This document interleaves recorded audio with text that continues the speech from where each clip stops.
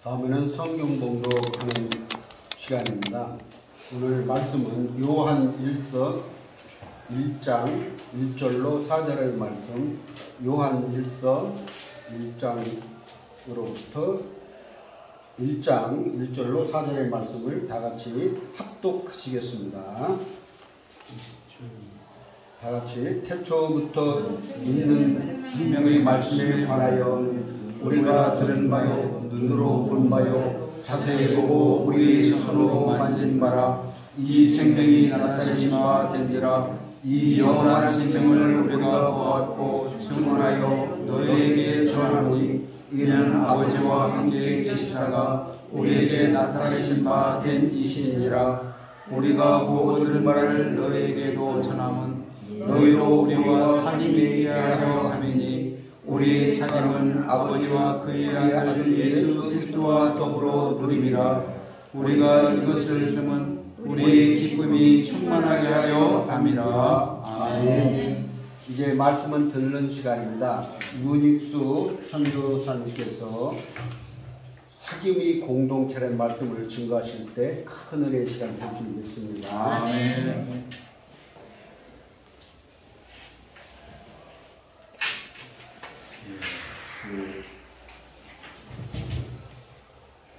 간증을 드려야 되는데 간증할 게 그렇게 많지 않아요.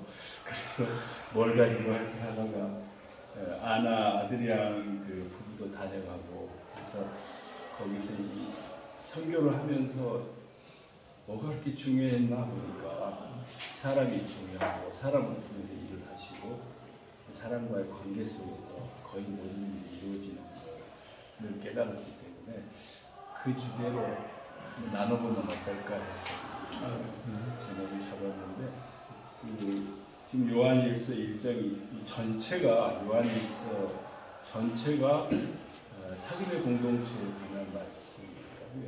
그러니까 우리가 보통 사귐 하면은 성도 간의 교제, 코이노니아 이렇게 얘기하는데 사실 훨씬 넓은 하나님 삼위일체 하나님 안에서의 하나됨, 또 하나님과 우리와의 교제, 또 우리끼리 성도들 간의 교제, 또 우리 성도들과 더 넓게는 바깥 세상과의 교류, 이 넓은 굉장히 넓은 그런 개념을 가지고 있고, 또 초대교회 요한 사도께서는 이 5장밖에 안 되는 이 서한을 통해서 굉장히 잘 요점을 이렇게 흩어진 초대교회에 보내신 그 메시지 안에 잘 포함시키셨더라고요. 그러니까 여기 주제는 둘인데 하나님을 잘못 믿고 예수님을 잘못 오해한 이단들이 그 시대에 많으니까 이미 우리는 지금 신약 성경을 가지고 배우지만 신약 성경도 없을 때잖아요. 편지하고 이런 것만 있을 때니까 그런 때에 특히 영지주의 이단이 많았나 봐요. 그래서 그 영지주의 이단이 뭐가 잘못되는가 하는 것을 흩어진 교회에 정확히 알리면서 그 진정한 하나님과의 사귐, 우리 성도 간의 사귐이 있어야 된다. 그게 아니면 이단이 되는 거예요. 같은 메시지의 말씀을 이 안에 함축적으로 기록하고 계시는데 특히 1절부터 4절은 그거에 대한 거의 요약이라고 보입니다. 그래서 이 말씀을 좀 나누고 또 간증도 좀 하고 그렇게 했으면 하는 생각입니다. 그래서 1절에 태초부터 있는 생명의 말씀에 관하여는 우리가 들은 바요, 눈으로 본 바요, 자세히 보고 우리 손으로 만진 바라. 요한복음 1장 1절처럼 여기서 말씀은 이제 예수님, 성자 되신 예수님, 성육신 하신 예수님, 하나님이죠. 그걸 우리가 예수님을 통해서 하나님을 받고 우리가 증거했고 사실 우리가 만지기까지 한 그 하나님을 우리가 증거한다는 거죠. 이 생명이 나타나신 바 된지라 우리한테 나타나셨잖아요. 성육신 하셨잖아요. 이 영원한 생명을 우리가 보았고 증언하여 너희에게 전하노니 이는 아버지와 함께 계시다가 우리에게 나타나신 바 된 이시니라. 예수 그리스도. 영지주의자들은 예수님을 훌륭한 분으로 받아들이고 그 교훈을 따르기는 해도 하나님이라고 보질 않았고 이 영과 육을 분리하고 지금도 하는 이단들이 그거에 가까워요. 그죠? 행동 이걸 도덕적인 거 이런 걸 참 무시하고 영적인 것만 가지고 하면은 그런 유혹에 빠지고 이단화되기 쉽거든요. 근데 이제 여기서는 분명히 성육신하신 우리가 만지고 보고 또 함께 고통하고 더욱이 십자가에 못 박히시고 부활하신 하나님이잖아요. 이 안에 이제 아버지와 함께 계셨다는 말 안에 하나님 삼위일체 하나님의 어떤 공동체, 하나님의 연합, 하나님의 하나 되심, 삼위일체 하나 되심에 대해서 이미 이제 간증하고 있는 겁니다. 그리고 이제 3절에 가서 우리가 보고 들은 바를 또 반복입니다만은 너희에게 전함은 여기서 너희는 성도들이죠. 그리고 우리는 여기서는 보통은 성도들이지만 여기서는 예수님과 함께 제자들을 말씀하는 거예요. 왜냐하면 직접 갔잖아요.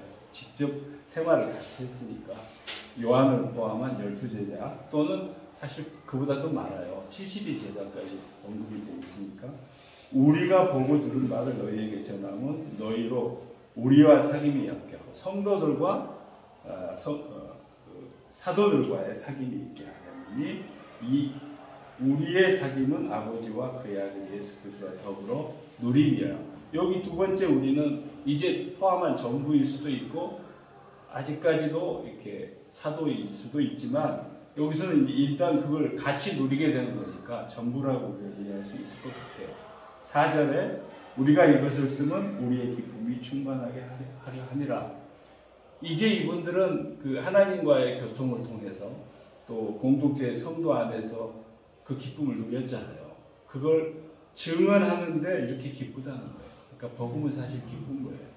그러니까 우리 특별히 우리 회장님 요즘 행복하다는 얘기를 많이 하시는데 모임이 행복하면 그게 진정한 모임인 거죠. 그죠? 그러니까 이 사도는 성도들에게 떨어져 있으니까 글을 쓰는 게 지금 행복하다고 고백을 했는데 같은 거죠. 글을 써서 교통해서 기쁜데 우리는 이렇게 모여서 함께 예배드리는 기쁨을 누릴 겁니다. 그래서 그렇게 보면은 이 사귐은 교회의 본질이에요. 그렇죠? 이 교회의 본질에 대해서 이미 4절 안에 다 요약이 되어 있고 이제 그 1장 다른 부분하고 2장, 3장, 4장에 가서는 큰 주기가 이단을 정죄하는 건데 이단 정죄는 이미 우리가 보고 듣고 증거한 삼위일체 하나님 사실은 성령도 이미 계세요. 태초에 천지를 창조하실 때도 하나님의 영이 이미 하셨거든요. 그리고 또 예수님께서 당신께서 가신 뒤에 교회를 세우고 우리 안에서 큰 역사를 예수님보다 더 강한 역사를 할 수 있도록 하시는 성령님을 보내신다고 했고 그걸 이미 증명했기 때문에 근데 그걸 정확히 알지 못하는 것이 이단이고 그 교류가 없는 거죠. 그리고 교회 안에서 성도들이 어떻게 해야 되느냐 그거에 대해서 증명하는데 그거는 큰 두 줄기인데요. 지금 이제 우리가 본 건 사귐은 교회의 본질이라는 거죠. 초대교회의 공동체의 본질은 하나님과의 사귐, 우리가 본받아서 삼위일체 하나님, 그 하나님의 하나 되심과 함께 우리도 하나님과의 교통이 돼야 되고 소통이 돼야 되고 그리고 또 성도 간의 교통이 돼야 된다는 것이 그게 교회의 본질이라는 거고 이게 아니면 교회가 아닌 거죠. 그래서 이 요한일서에는 교회론과 기독론, 우리 예수님, 하나님이 누구신가, 교회가 도대체 뭔가에 대해서 명확하게 하고 이게 아닌 건 이단이라는 거예요. 그렇죠? 근데 이제 그러면 성도 간의 교제와 하나님의 교제의 본질이 뭐냐? 그거는 사랑이라고 표현하죠. 그렇죠? 요한복음의 요한사도의 메시지의 핵심은 사랑인데 요한일서에는 사랑이 얼마나 많이 나오는지 몰라요. 그러니까 사랑인데 사랑이 교제의 본질인데 우리가 하나님과의 소통, 하나님과 어떻게 관계를 맺어요? 하나님과 우리와의 사랑. 근데 하나님은 본질적으로 사랑이시라고 3장, 4장 여러 군데에서 말씀하시거든요. 그러면 그게 아닌 거, 하나님을 잘못 아는 게 이단인데 사랑을 제대로 하지 못하는 건 교회 안에 있어. 교회는 이단은 아니지만 온전한 우리의 성도 우리가 이제 연약해서 넘어지지만 온전하지 못한 거죠. 그래서 그게 이제 죄를 짓는 건데 주로 뭐 세상에 빠지는 거야. 그래서 그 유명한 육신의 정욕, 안목의 정욕, 이생의 자랑이 나오잖아요. 그래서 그걸 이렇게 대비시킨 거예요. 그러니까 삼위일체 온전하신 하나님을 제대로 이해하지 못한 이단들, 그리고 교제가 사랑인데 그 사랑을 몸으로 실천하지 못하는 사람들의 부족함, 이거를 이제 지적하고, 그리고 답은 사랑이죠. 온전한 사랑을 해가는 거죠. 이런 메시지가 요한일서 전체에 있고, 사실 이건 성경의 메시지죠. 사실 요한 사도는 좀 늦게 복음서를 써서 요한복음을 늦게 썼지만 굉장히 넓은 내용을 포함하고 있어요. 가장 늦게 썼기 때문에 그동안에 논쟁이 된 것까지 다 정리가 돼서 포함되어 있거든요. 거기 보면 요한복음 3장 16절이 성경에 또 요약처럼 되어 있잖아요. 사랑과 구원의 하나님, 사랑과 구원의 복음, 아주 간추려져 있잖아요. 이 요한일서도 그런 것 같아요. 그 요한복음보다 더 짧지만 이 함축 속에 다 포함되어 있는 것 같습니다. 그래서 이제 그 얼마 전에 이제 우리가 우리 이학권 목사님하고 나눴잖아요. 이학권 목사님이 이제 그 요즘 뭐 음성으로 하는 메시지가 들어갔고 그동안 많은 걸 우리하고 그 말씀을 교류를 했는데 보통 우리가 듣지 못했던 걸 많이 얘기하시는 건 사실이에요. 그날 그 성경은 하나님에 관한 책이냐 사람에 관한 책이냐 그 얘기를 하셨는데 그 얘기했다 이단이라는 얘기를 들었다고 했는데 저는 성경을 읽으면서 성경은 분명히 하나님에 관한 책인데 사람에 관한 책이에요. 근데 그 얘기를 잘 안 해요. 두 번째 얘기를. 근데 이 목사님 하시더라고요. 그래서 저는 공감을 했어요. 나도 이단에 들겠네. 근데 아니에요. 하나님께서 천지를 창조하신 얘기가 시작이 되잖아요. 그리고 그 창조한 사람한테 임무를 주잖아요.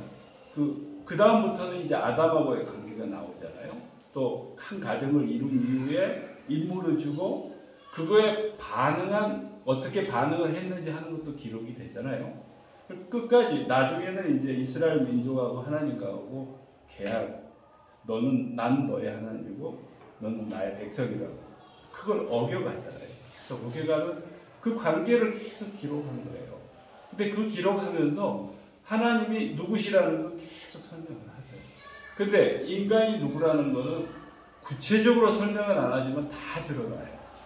죄인이라는 거 들어가죠. 그 인간이 죄인이라는 건 창세기부터 요한계시록까지 이어지는 거예요. 처음부터 죄인이었잖아요. 그죠? 연약한 인간. 그 아담이 하나님의 형상으로 지어지고 하나님의 성품을 다 줬는데 로버트가 아니어서 자유의지를 줬는데 그리고 최초의 가정을 이루게 만들어 주셨는데 처음부터 한 게 죄 짓는 것밖에 안 했어요. 그죠? 그리고 아담 이후 가인과 아벨에서는 죄 중에서도 살인의 죄까지 짓게 했잖아요. 그러면서 계속 이 계약은 계속 반복해서 죄를 짓는 인간의 모습이에요. 그래서 인간은 죄인이라는 게 이제 성경의 인간관인데 거기에만 머무르는 건 아니에요.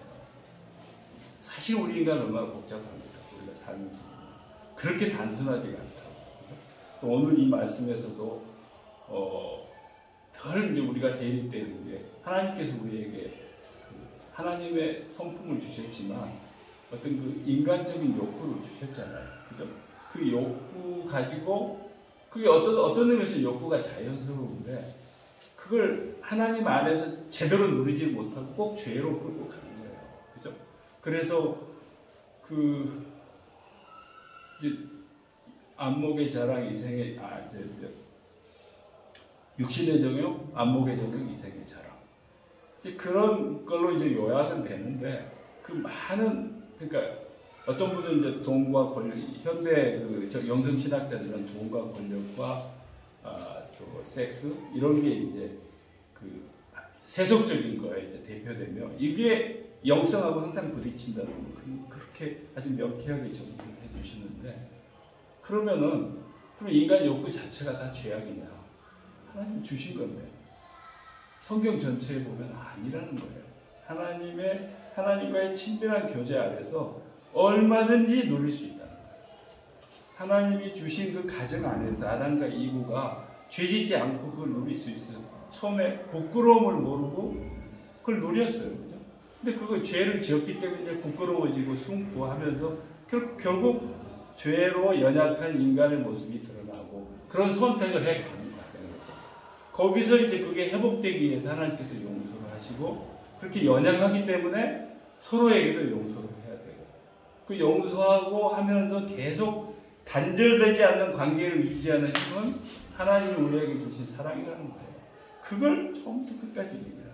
그 과정에 얼마나 많은 사람들이 나옵니까? 그걸 통해서 우리에게 나를 이해하고 이웃을 이해하고 인간을 이해하도록 하시는 책이에요. 그러니까 근데 그 배천덕 신부님 그 성공회 목사님이신데 굉장히 영적이잖아요. 그분이 이제 한자도 많이 하시나 봐요. 저도 이제 다른 데 자료를 봤는데 한국 교회 문제점으로 그분이 지적한 게 얼마 전에 이학구 목사님도 우리하고 나눴잖아요. 도대체 문제가 뭐냐. 그 뒤에 제가 보니까 그 교회가 가르칠 교자잖아요. 근데 이게 그분은 이게 잘못됐다는 거예요. 가르칠 교라는 거는 굉장히 유교적인 이글레시아, 그러니까 코이노니아 또는 그 헬라어에서 얘기하는 교회라는 거에 에클레시아라는 거에 대한 설명으로는 조금 부족하다는 거예요. 근데 한자로 가르칠 교자가 썼는데 물론 교회에서 서로 가르치고 배우잖아요. 그러니까 이 말 속에는 유교적인 그런 전통이 좀 들어있는 것 같고 또 하나는 아까 말씀드렸듯이 하나님에 관해서도 가르치시지만 우리가 인간이 얼마나 실수하고 연약하고 죄인이고 하는 것도 드러내가지고 우리를 알게 하시는 거잖아요. 근데 그거에 대한 가르침은 좀 덜하단 말이에요. 그러니까 우리가 교회에 오면 하나님이 누구신가만 배우는데 그거 위주로 오지 않았는가 하는 생각이 그분도 그렇게 얘기했고 제가 공감이 가는 거예요.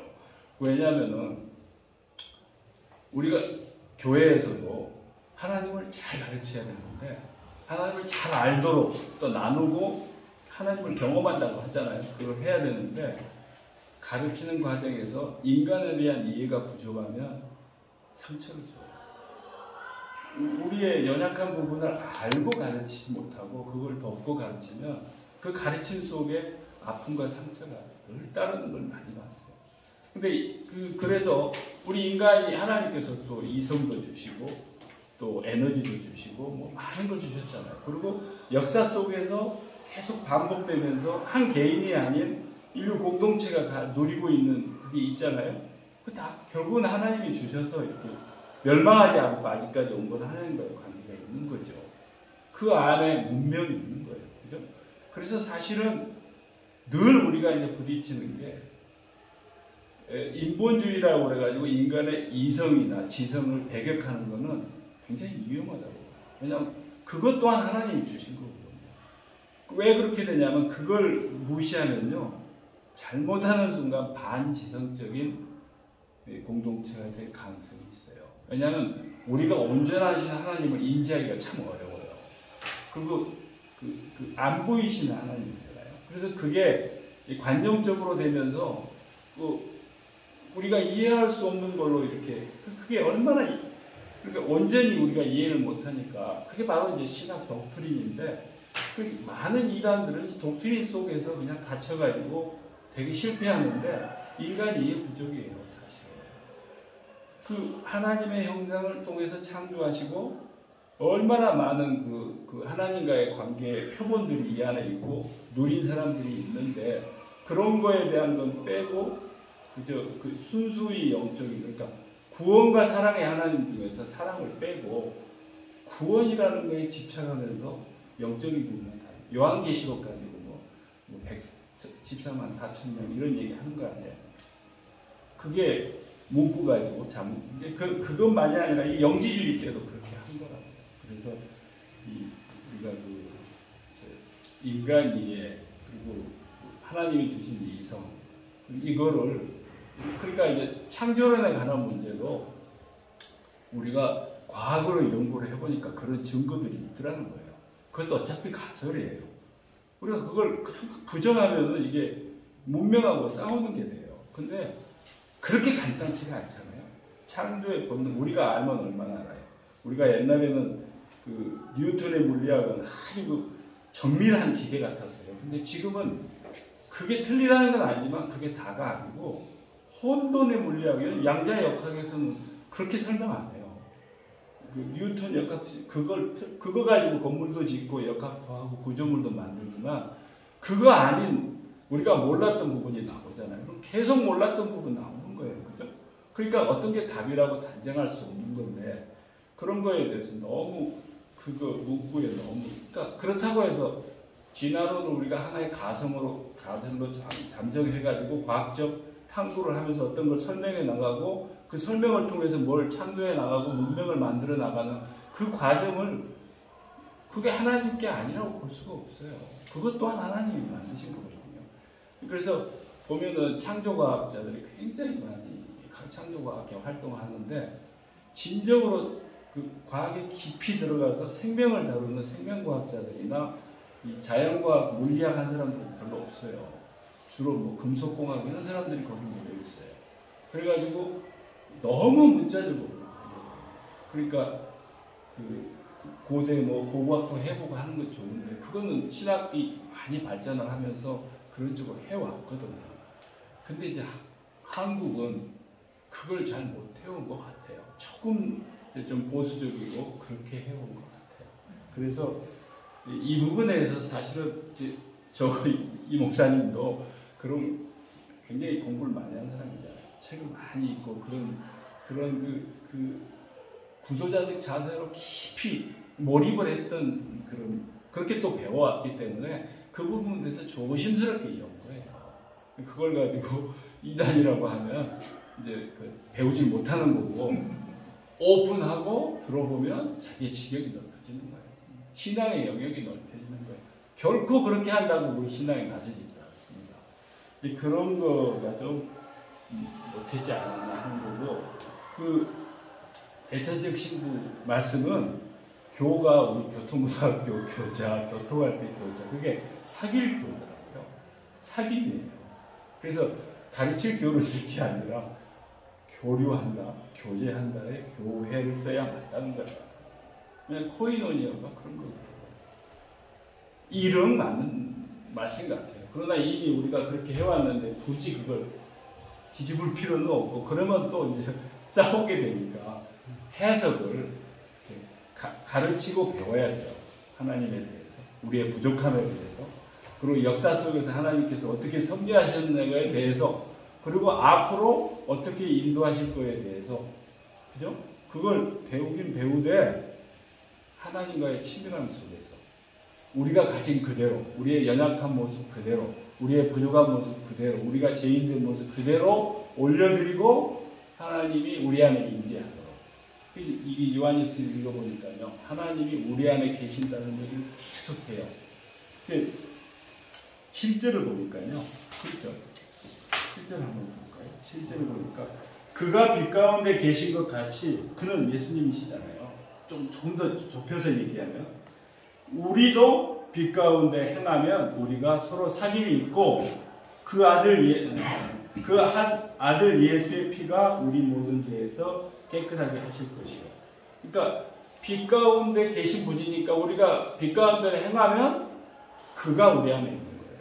그러니까 그가 우리 안에 있는 게 우리 대학에서 사형리 배울 때 너무 명쾌해가지고 저는 그냥 이게 새 세상을 만난 느낌을 들었어요. 왜냐하면 좀 산만한 생각이 정리가 돼요. 근데 성령이 우리 안에 계신다는 거하고 마음의 왕위에 그 주님이 오시는 거 이렇게 명쾌하게 그리는데 그게 구체적인 것은 뭐냐 말이에요. 그러니까 여기 7절에 있잖아요. 빛대로 살아라. 빛대로 살면 이제 그리스도께서 성령께서 우리 안에 계시는 결국 하나님이 계시는 거죠.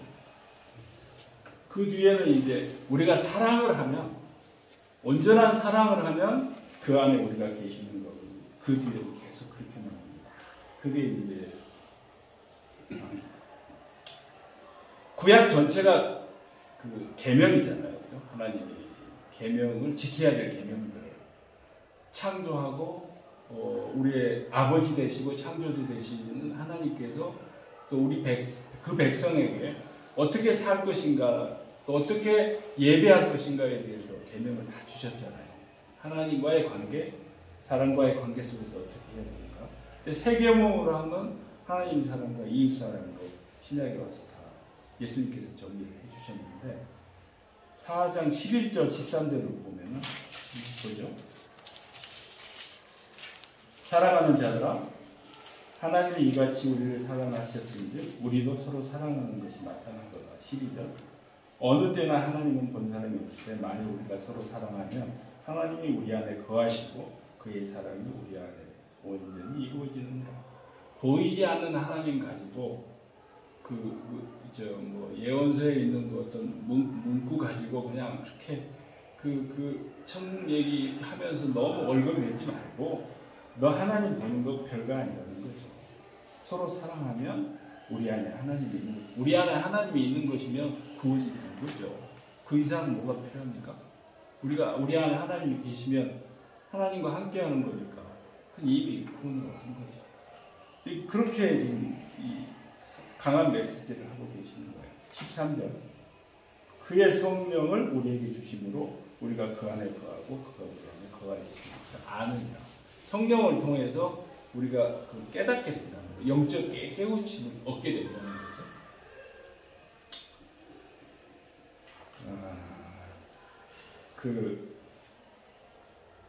영국의 17세기 영국 성공의 그 목사님 중에서 존 던이라는 사람이 있어요. 여러분 많이 아시죠? 유명한 시인이기 때문에 더 많이 알려져 있는데 이분이 쓴 묵상 시 중에 이런 시가 있어요. 그러니까 타이틀은 없어요. 몇 번, 묵상 130 몇 번, 30 몇 번 이렇게 나가는 연작인데 굉장히 길죠. No man is an island. 인간은 섬이 아니다. 그러니까 이제 모든 인간은 대륙의 한 조각이며 전체의 한 부분이다. 그러므로 교회에서 누군가가 죽은 것을 알리는 종이 울릴 때 누구를 위하여 종이 울리는지 알려고 하지 말라. 결국 그 종은 당신과 나를 위해서 울리는 거다. 그러니까 전 세계가 하나라는 거예요. 이 연합이라는 거죠. 이 말씀이 결국 이제 이분 이제 목사님이니까 지금 이런 거를 이제 시적으로 표현을 한 거죠. 세상 사람들의 언어로 표현하는 거예요. 이건 어떤 의미에서 세상과의 소통이에요. 그러니까 이 기독교 문화는 굉장히 중요해요. 우리가 기독교 역사 100년인데 교회는 많이 키웠는데 한국에서 나온 세계에 영향을 미칠 만한 기독교 문학자가 없어요. 한국 문학을 보면요. 동국대학이 지배하듯이 불교, 유교 뿌리 뭐 그런 거예요. 그냥 그런 사반의 십자가 그런 거 보면 으시시한 무당이야기잖아요. 우리 민족 안에 있는 그런 부분을 다룬 영적인 소설이라는 그 수준이에요. 근데 적어도 이제 서양은 기독교 역사가 길기 때문에 시나 그런 작품 속에서 많이 들어있어요. 톨스토이의 많은 작품 속에는 이미 그게 깊숙이 들어요. 공산화되면서 그게 다 무너져 버린 거예요. 너무 안타깝죠. 그죠? 근데 영국의 작품 중에, 최근 미국의 작품 중에도 그런 게 많이 있죠. 이분은 시인 중에서 거기에 속했던 분이에요. 그러니까, 한 사람이 낳고, 살아가고 죽는 것이 결코 그 한 사람의 문제가 아니라는 거예요. 그렇게 얘기하면 우리가 이해가 쉽잖아요. 그죠? 왜냐하면 그 안에 관계 속에서 우리가 살기 때문에. 저도 보면은, 크게 보면은, 이제 부모의 자녀로 태어난 거에서 제가 결정되잖아요. 그죠? 그렇지만 부모는 제가 태어남으로써 부모가 바뀌었을 것 같아요. 안 그렇겠습니까? 많긴 하지만 요즘은 뭐 말할 필요가 없잖아요. 또 이제 저는 결혼해서 바뀌고 아이들 낳으면서 바뀌고 또 아이가 아이 낳으니까 또 바뀌더라고요. 그죠? 근데 이런 그게 이제 일종의 관계잖아요. 근데 그거는 아주 좁게 본 거죠. 그래서 결국은 이 사람 간의 사귐은 굉장히 폭이 넓어요. 좁게 보면은 가정이에요. 그죠? 그러니까 이제 가정 그 하나가 이 공동체, 지금 우리의 사귐의 공동체, 우리가 다루는 이 교회로서 그 믿는 가정 하나는 온전한 공동체예요. 그 안에서 각각 가지고 안에 우리가 사랑으로 하나님과 친밀하게 하나 된 그 각각의 생명체가 연합해서 하나의 공동체를 이루는 거예요. 그리고 이제 넓게 보면 이제 교회, 또 이제 더 넓게 보면 하나의 지역 공동체. 그 교회도 지역 공동체가 있는데 그 대부분이죠. 우리가 지역을 중심으로 이루어집니다. 그렇지만 우리는 지역보다는 다른 그 동문이라는 그걸로 모인 거잖아요. 그것도 공동체죠. 어떤 걸로 모였든 또 뭐 그것뿐이겠습니까? 이렇게 얼굴과 얼굴로 보는 휴먼 터치 공동체도 있지만 요즘은 이제 디지털 공동체도 있잖아요. 인터넷으로. 그건 굉장히 세속적이긴 해도 공동체예요. 그 안에서도 그것도 우리가 포기할 수 없는 세상의 새로운 영역인데 그걸 어떻게 우리가 기독교 공동체로 그 안에도 교류가 있고 지금처럼 하나님과의 친밀함을 그 안에서 이룰 수 있는지 그것도 우리에게 숙제예요. 근데 참 넓은 것 같아요. 그죠? 근데 이제 그 안에서의 기능적인 면은 뭐냐? 그러니까 지금 우리가 이제 이렇게 나누고 이제 말씀 요점 몇 가지가 있고 그러니까 나눈 걸로 보면은 파트너십이라고 보는 신학자들이 있더라고요. 공동체로. 그러니까 삼위일체 하나님이 연합해서 일체를 이루시잖아요. 그와 마찬가지로 존 건이 얘기했듯이 이 믿는 공동체가 그러니까 한국 교회가 어떻게 되는 게 한국 교회가 세워진 것은 하늘에서 그냥 떨어졌나요? 선교사님들이 오셔가지고 피를 흘리고 목숨을 바치고 복음을 전하고 한 그 씨앗이 자라서 된 거잖아요. 그럼 우리 한국 교회가 한국 교회만의 문제는 아니잖아요. 그래서 또 그걸 갖기 위해서 세계로 나가고 있잖아요. 세계 교회, 한국 교회에서 영향을 크게 보면 그 영향을 안 받을 수가 없죠. 그러니까 이걸 이제 그 시대에 맞게 서로의 역할을 나눠가는 이 파트너십 굉장히 넓은 개념입니다. 그러니까 미국에 보니까 펠로십 처치라는 게 굉장히 많더라고요. 우리는 사귐의 교회라는 이름을 많이 안 쓰는 것 같아요. 그러니까 그만큼 우리는 사귐에 대해서는 그동안 조금 뭐 말은 하는데 지금 요한일서에서 얘기하는 게 넓은 의미의 사귐으로 받아들이고 그 우리가 이 목회나 공동체 안에 크게 적용을 하지는 않아서 아마 이름에도 그렇게 많이 쓰진 않는 것 같아요. 근데 이제 그 캐톨릭 공동체에는 생활 공동체가 많이 있었잖아요. 사실 초대교회에도 그 사도행전 2장에 있는 떡을 나누고 물질을 서로 유통하고 통용하고 필요에 따라서 나누고 어쩌면 공사하는 생활이잖아요. 근데 그게 초대교회는 해냈잖아요. 해냈는데 지금은 그렇게 하다 실패한 사람이 너무나 많아요. 우리 연약함 때문에. 근데 그게 그렇게 하려면은 그게 온전해야 되는데 우리가 그걸 감당을 못하는 거예요.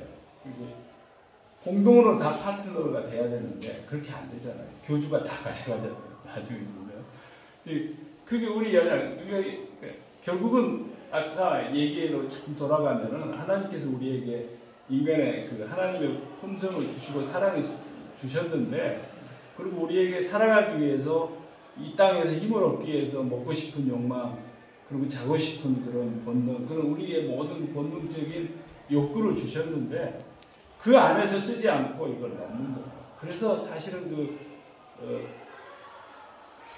골로새서에 있는 탐욕이 우상이라고 하는 말은 저는 굉장히 절실하게 느껴요. 그러니까 욕망 자체는 자연스러운데 그걸 하나님의 그 사랑 안에서 공동체 안에서 서로 허용하고 우리가 전번에 한번 나눴잖아요. 사랑은 말로만 하는 게 아니라 격려하고 지원하고 돕고 하는 것이 사랑인데 그러면서 그 연약한 부분을 세워가면서 하나 되어가는 과정인데 그게 무너지는 건 대개 한쪽의 욕망 때문이에요.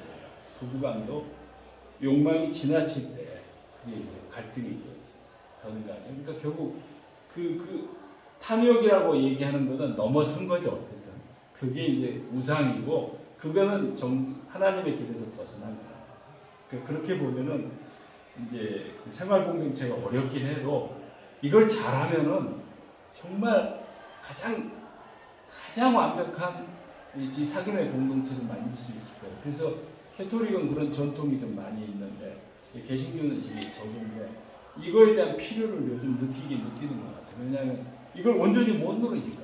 그러니까 지금 교회는 가르치는데 정신이 없고요. 그렇게 잘 가르쳐요. 다른 데로. 그러니까 대형 교회가 많이 나오고 대형 교회가 기능적으로 그런 일을 잘하는 건 틀림없어요.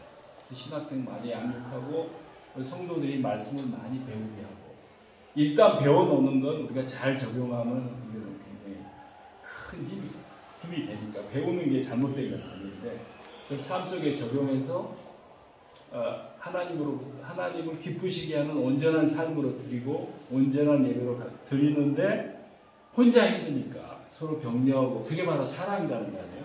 그렇게 해야 되는데 이제 그게 많이 약해서 그걸 우리도 뭐 지금 와서 수도원 다시 만드는 것보다는 가정에서 그걸 좀 해내는 그렇게 해서 그런 본을 보이는 그게 현실적으로 굉장히 교회가 부흥하고 한국 교회가 더 세계 교회에 그 영적 영향을 미치면서 이 세계 교회도 하나잖아요. 하나님께서 마지막 때에는 한국에만 오실까요? 절대 그러지는 않을 것 같아요. 잘 모르지만 전 세계에 같이 오실 거예요. 그랬을 때 한국 교회와 다른 교회 같이 우리가 마지막 때를 맞이해야 되는데 그런 의미에서 이제 우리가 더 많은 영향을 줄 수도 있고 또 더 많이 나누면서 더 많은 칭찬을 받을 수 있는 거잖아요. 그죠? 그리고 그 시대에 일할 사람을 찾는데 지금 시대에 한국 교회에게 분명히 할 수 있는 일을 주시는 것 같아요. 지금 선교사가 미국 다음으로 제일 많다고 얘기하는데 인원수로는 중국이 엄청나게 많아졌다가 헛수였어요. 공산정권이 저렇게 하니까 그냥 그대로 가라앉잖아요. 근데 어쨌든 한국은 이 아시아 땅에서 이 땅을 하나님께서 지켜주는 이게 하나님의 섭리 아니겠어요? 저렇게 아시아에서 가장 서구화를 빨리 된 일본은 그렇게 일찍 서구화야 되고 임진왜란 때 이미 성경책을 가지고 한국에 올 정도로 그렇게 일찍 서구화되고 예수회가 이미 임진왜란 전에 일본에 와 있는 그런 나라인데 나중에 이 기독교 서양 기독교를 받아들여가지고 그걸 그 기술적인 거, 문화적인 거, 문명적인 것만 다 받아들이고 영적인 부분에는 기독교 싹 빼고 거기에다가 천황이나 그대로 이제 국가주의를 끌어놓은 거 아니에요. 어찌 보면 일본은 진정한 의미의 민주국가가 아니고 그래서 일본을 쓰시지는 않을 것 같아요. 일본을 쓰시려면 바꿔야 돼요. 근데 한국은 지켜주셨어요. 약하고 연약한 부분이 있지만 그래서 많이 가르치고 큰 교회가 많은데 이 영역을 더 넓혀나가면 우리가 그 일도 할 수 있으리라고 믿습니다. 사도행전의 교회 그런 시도는 많이 해서 그것도 못할 건 없죠. 정말 진정한 의미에서 요즘 젊은 몇몇 목사님들이 이런 시도를 많이 하고 있는 기록이 있어요. 근데 어쨌든 우리가 쉽게 할 수 있는 것은 가정에서 작은 공동체로 가정 안에는 사랑이 조금 더 많이 우리가 경험을 하고 그 안에서 하나님을 경험하게 하기가 좀 더 낫잖아요. 그래서 가정 안에서 온전한 이 요한일서에 있는 사랑의 사귐, 그리고 하나님과의 친밀한 교제, 그리고 하나님을 온전하게 알고 또 나를 알고 이웃을 이해하는 이런 사귐이 있다면은 우리 한국교회는 분명히 소망이 있을 거고. 그 며칠 전에 미금역에서 뭐 시간이 좀 남아가지고 그 위에 있는 백화점인데 이제 지역 백화점이니까 크진 않은데 거기에 모자를 하나 사고 싶어서 해가 강하잖아요. 이제 여름 되니까 사고 싶어 갔는데 가게가 거의 수십 개 2층까지 있는데 모자 파는 데는 없어요. 있긴 있는데 여성분 모자만 팔아요. 그러니까 아마 그 지역에 있으니까 여성분들이 낮 시간에 많이 이용해서 그렇게 돼 있는 것 같아요. 그래서 거기서는 이제 살 수가 없었는데 다니면서 느낀 게 그 상가 안에 점집이 2개나 있어요.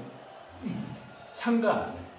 그리고 이렇게 사무실 차려놓고 노인이 아니고 그 굉장히 모던하게 생긴 여자분이 양쪽 다 앉아 있어요. 근데 뭐 거기 그게 결국 우상이 지금 팽배한데 물질 추구하고 그러니까 지금 이상 현상이 한국에도 나타나고 있는 거예요. 근데 이걸 이제 어떻게 보면 믿는 사람이나 믿지 않는 사람이나 인간이잖아요. 인간의 연약함의 한 부분인데 그걸 보면서 우리가 긍정적인 부분으로 본다면 어떤 경우든 인간은 하나님이 없이는 살 수 없다는 걸 설명해 주는 것 같아요. 그 사람들은 가짜 하나님을 믿는 거죠. 그죠? 우상이라는 가짜 하나님을 믿는 건데 어쨌든 없이는 못 사는 거예요. 그 사람들이 물질을 추구하는데 늘 불안하고 외롭고 죄의식이 있고 두렵고 뭐 늘 결핍을 느끼고 먹을수록 갈급하고 그게 지금 현대인이잖아요. 그러니까 현대인만 그렇겠어요? 모든 인류가 하나님이 없이 살 수 없어요. 근데 온전한 하나님을 찾아야 되는데 그게 그릇돼 있는 거죠. 그렇지만 더 불안하고 더 그 사회가 더 이렇게 더 물질 우리의 욕망이 더 노출될수록 지금 한국 교회에서는 굉장히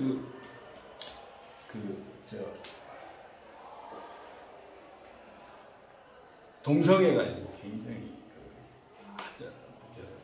논쟁이 많잖아요. 그것도 결국은 탐욕이에요. 욕구가 계속 하나님께서 그 가정에 그러니까 전번에 나눴지만 5장 15장 내 샘의 물을 마셔라. 그거면은 다 되잖아요. 그거 가지고 모자람이 없어요. 근데 그게 벗어나다 보면 끝이 없는 거예요. 끝이 없어가지고 이제 그런 현상까지 나오는 거예요. 이런 부분에 대해서 이제 이 시대나 요한일서 때 시대나 지금 시대나 그럴 땐 하나님 우상. 그 우상은 특징이 그 안에는 지금 얘기한 사랑이 없어요. 지금 요한일서에서 얘기한 그런 사랑이 없어요. 하나님은 사랑이시잖아요. 사랑이 없고 그 안에는 십자가가 없어요. 희생이 없어요. 항상 구하기만 하고 자기 것만 찾고 그 안에서도 그걸 찾기 위해서 그걸 물질적인 아닌 어떤 영적인 걸 찾는 거죠. 그러니까 그 영적인 찾는 것 그 자체는 우리 안에 결핍, 하나님을 찾아야 되는 우리 본성을 드러낸 거라고 지금 보여지는 거예요. 그래서 이런 부분이 지금 한국교회 우리가 깨달음을 줄 수 있는 이 요한일서의 오늘날에 주는 메시지가 아닌가 그렇게 생각을 합니다. 그래서 이 선교 공동체의 시작은 가정부터 저희도 사실은 가정부터 시작한 거죠. 저희 가정에 가서 가정 안에서 시작을 한 거니까 언어도 다르고 문화도 다른데 어떻게 다를 방법이 없잖아요. 근데 이제 그런 의지를 가지고 그 땅에 갔을 때 하나님께서 이제 하나님의 때에 그때 만남을 주셨어요. 그러니까 이제 여러 사람의 도움을 받고 어려운 때마다 어려운 때를 이기는 힘은 결국 사람을 통해서 하시더라고요. 이렇게 돕는 자를 보내주셔가지고 그걸 이기게 하시고 그 물질이 됐든 아니면 한번 동행하는 위로자가 됐든지 동역자가 사역을 할 때는 이제 동역자가 된 거죠. 근데 비즈니스도 그렇고 사역도 그렇고 현지인과 친구가 되기 전에는 어렵더라고요. 근데 친구가 되는 게 교제잖아요. 처음에는 그 사람들이 사람들이야. 사람이 아닌 것처럼도 보였어요. 너무 다르니까. 우리가 다른 것을 받아들이는데 굉장히 인색해요. 얼마나 인색한지 몰라요. 여러분도 이미 이제 충분히 살으셨으니까 그걸 많이 이제 터득 하셨을 거 아니에요. 그죠? 근데 그래서 그러다가 나중에는 사실은 내가 그분들이 부족한 부분도 있지만 내 부족한 부분을 나는 못 본 거죠. 그래서 이제 나중에 그걸 어느 정도 지나면 좀 이해가 되는데 이해가 됐을 때 친구가 되고 친구가 돼야 동역을 할 수 있을 거예요.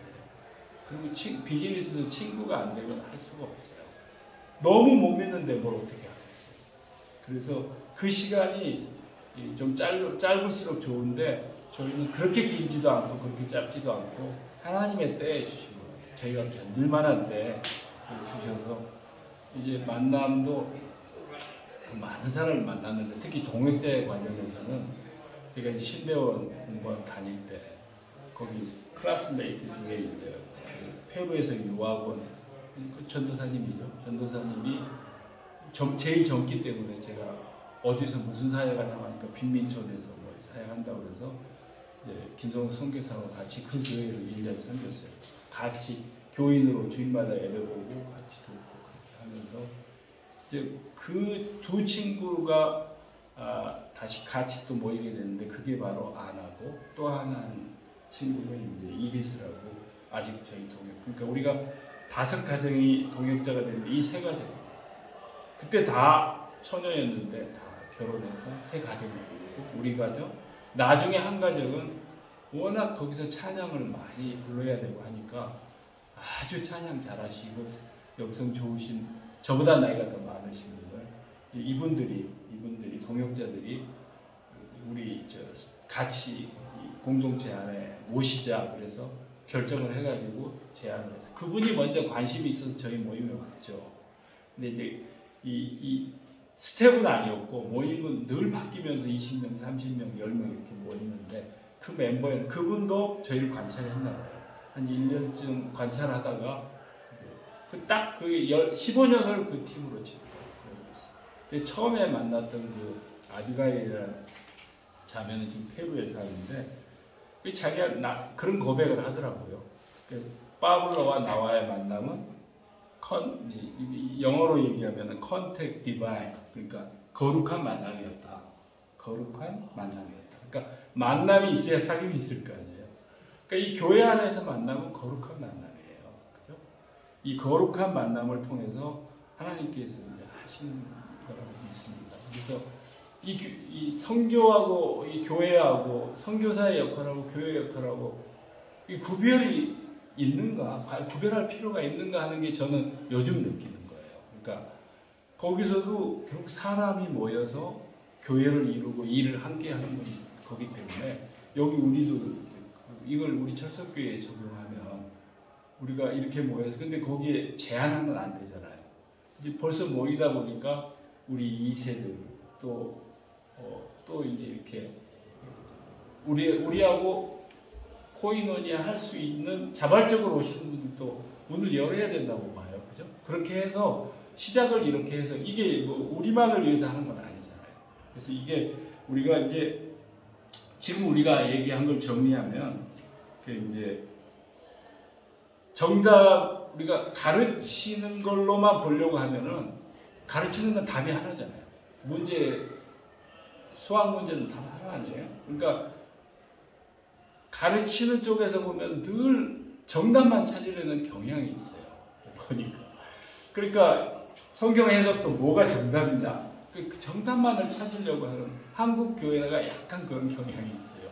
그거 대표적인 게 미국 장로교가 우리한테 선교를 했잖아요. 지금도 미국 장로교는 하나예요. 놀라워요. 한국은 장로교 몇 개예요? 셀 수 100개가 넘어요. 근데 분리때 나간 분들은 자기가 정답이라고 하면서 나가요. 그게 그런 경향이 있는데 이제는 그거보다는 그게 중요한 게 아니고 얼마나 더 우리가 완벽해요. 온전하게 하나님 것이 온전하게 만들어 나가는 거냐 하기 때문에 커뮤니언에는 그 정답이 없잖아요. 사귀면은 정답이 없잖아요.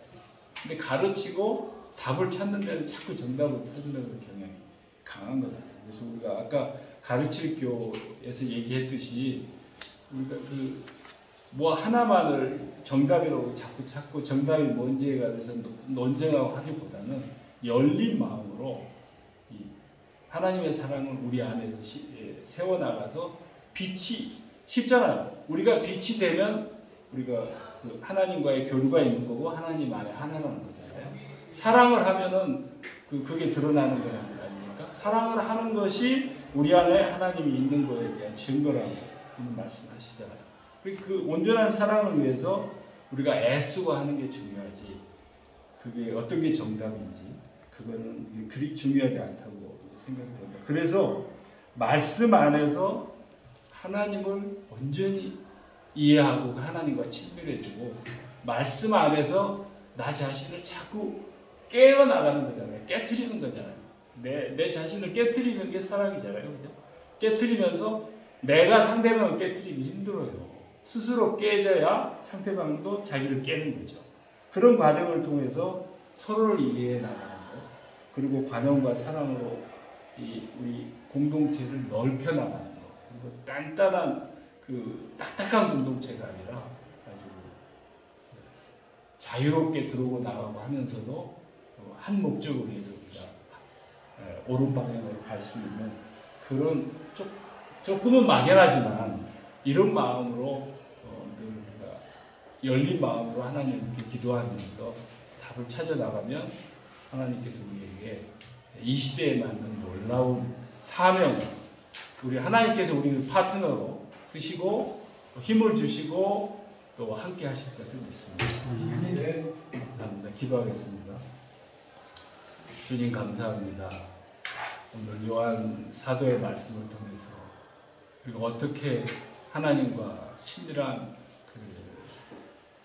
사귐을 우리가 얻게 되고 또 그리스도의 사랑 안에서 우리가 어떻게 하나님을 경험하고 함께 이루어 나가는지 깨닫도록 하시는데 감사합니다. 이 믿음이 우리의 삶 가운데, 우리의 가정에서, 우리 교회에서, 우리 이 철성교회 이 공동체 안에서 이루어지도록 주님 함께하여 주시고 힘주시기를 간절히 바랍니다. 예수 그리스도의 이름으로 기도합니다. 아멘.